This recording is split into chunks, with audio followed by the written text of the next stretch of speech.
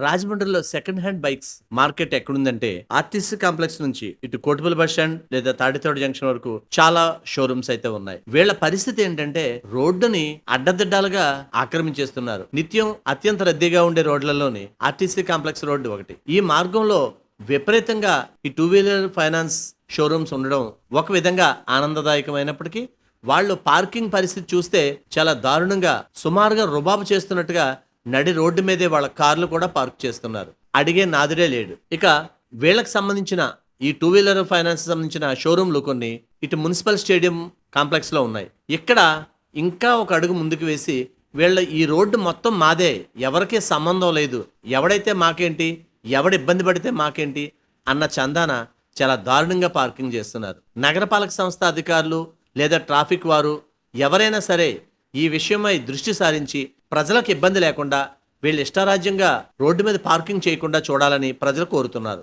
దయచేసి గమనించండి, ఒక ముఖ్య మనవి. మేం ప్రసారం చేసే నిర్లక్ష్యం కార్యక్రమం ఏ ఒక్కరిని అవమానపరచాలని గాని తక్కువ చేయాలని గాని మా ఉద్దేశం కాదు. కేవలం రాజమండ్రి నగరం బాగుండాలని మా ఈ నిర్లక్ష్యం కార్యక్రమం ముఖ్య ఉద్దేశం. ఇలాంటి చాలా ఉన్నాయి, ఇంకా దాచాం కుప్పలు కుప్పలుగా.